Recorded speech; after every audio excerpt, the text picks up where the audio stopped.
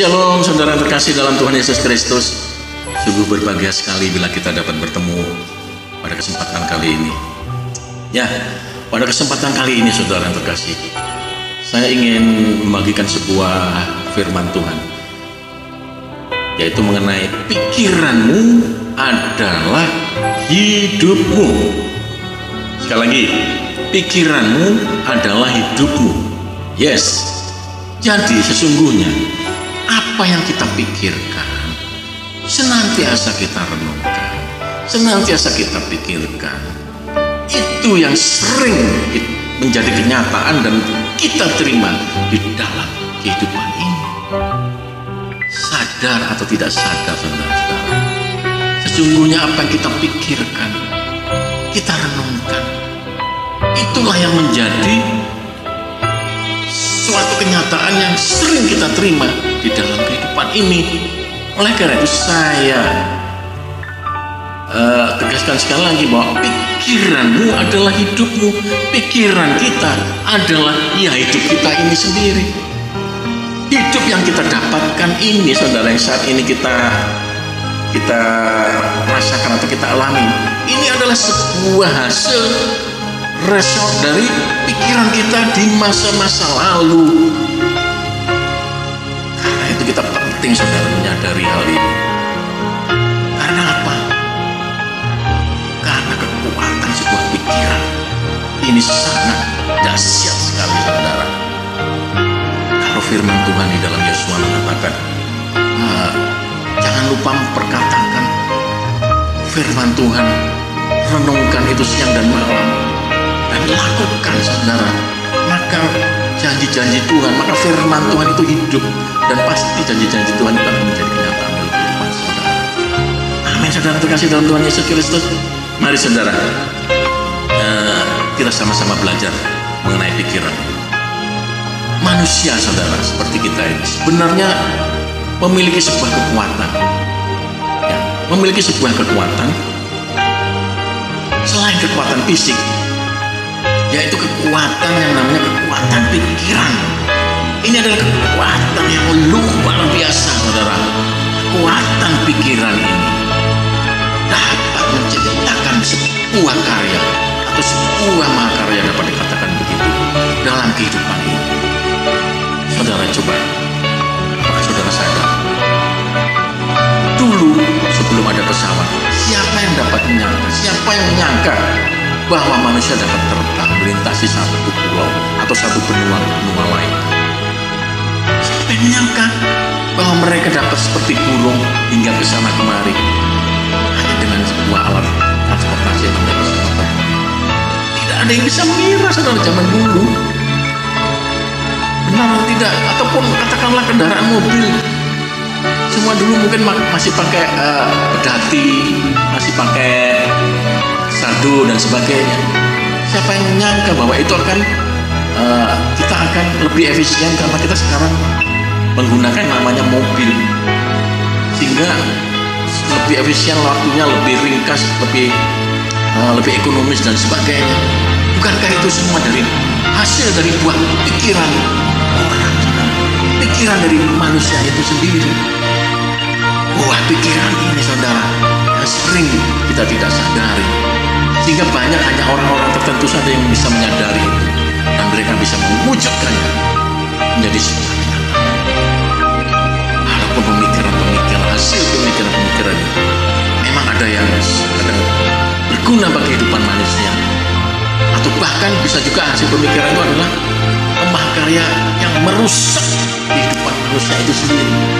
Ingat, siapa yang bisa menyangka bahwa formula dari Einstein, ilmuwan Einstein, E sama dengan MC kuadrat, itu bisa menjadi sebuah bom atom yang merusak, yang membinasakan kehidupan manusia. Tidak ada yang bisa. Tapi saya mau katakan di balik semuanya itu adalah hasil atau buah pikiran dari yang namanya manusia, dan mereka berhasil mewujudkannya, berhasil mewujudkannya dari hanya apa yang mereka renungkan, apa yang mereka pikirkan, akhirnya menjadi sebuah di dalam hidup ini, di dalam kehidupan mereka ini. Dan mereka mendapatkan, mereka menerima di dalam kehidupan mereka sesuai dengan apa yang mereka pikirkan.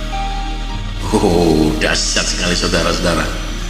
Seperti saya katakan tadi, saudara-saudara terkasih dalam Tuhan Yesus Kristus, mengapa hanya orang-orang tertentu saja yang bisa mewujudkan pikiran, bisa menerima apa yang mereka pikirkan?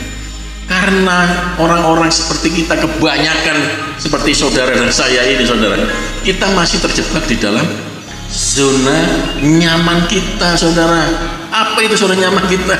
Kita sering terjebak ke dalam sebuah kondisi yang mengatakan, saya tidak bisa sepertinya. Sepertinya saya tidak mampu melakukan hal itu. Kondisi saya seperti ini, sepertinya nggak bisa berhasil. Kata-kata tidak bisa, tidak mungkin, tidak dapat, tidak, itulah yang membuat kita masih tidak bisa bergerak di dalam yang namanya zona nyaman. Amin, saudara. Saudara-saudari ini, saya juga baru belajar ini, saudara. Oleh karena itu, saudara-saudara terkasih dalam Tuhan Yesus Kristus, kita penting sadar menyadari bahwa kita memiliki yang namanya pikiran bawah sadar. Ini adalah sebuah kekuatan yang dahsyat, saudara, yang sering kita tidak sadar. Nah, kekuatan bawah sadar ini hanya bisa dibangkitkan oleh yang namanya keinginan, cita-cita, impian-impian kita, saudara. Oleh karena itu, bila saudara memiliki impian-impian, cita-cita, harapan-harapan, tuliskanlah itu mungkin di sebuah nota kecil atau diari. Saudara tulis, saudara renungkan, saudara perkatakan, maka impian-impian, perkataan-perkataan ataupun janji-janji Tuhan yang saudara tulis di diari tadi, itu akan hidup. Saudara menghidupi perkataan saudara sendiri, saudara menghidupi mimpi-mimpi saudara sendiri, saudara menghidupi harapan-harapan saudara sendiri. Karena keinginan itu adalah daya dorong yang kuat.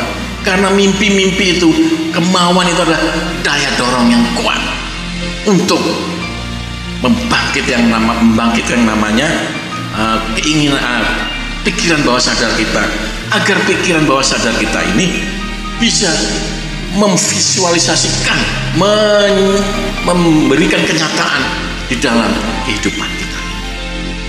Itulah, saudara, firman Tuhan, saudara.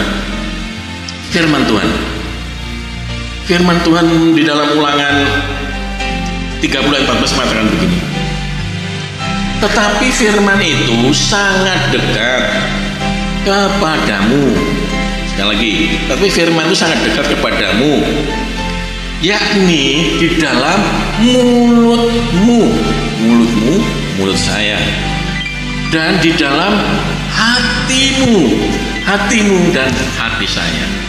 Untuk apa firman Tuhan katakan? Dilakukan.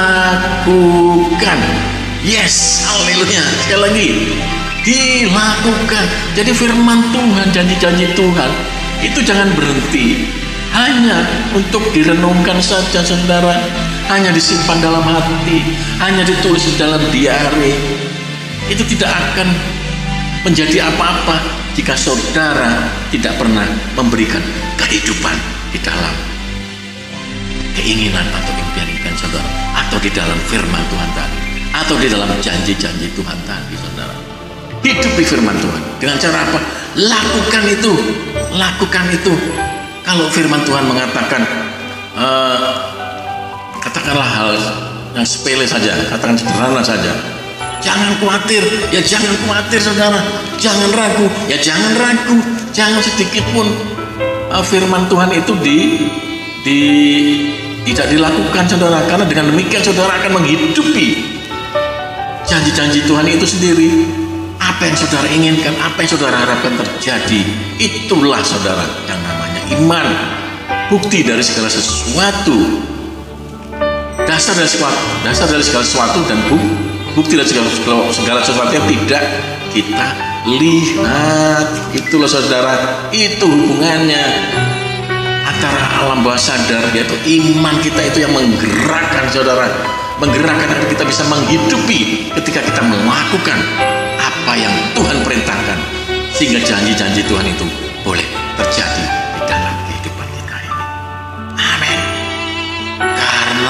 Karena itu saudara, kita harus belajar keluar dari zona nyaman. Kita harus selalu berpikiran optimis. Karena dengan kita keluar dari zona nyaman itu saudara, itu kita bisa berpikiran optimis.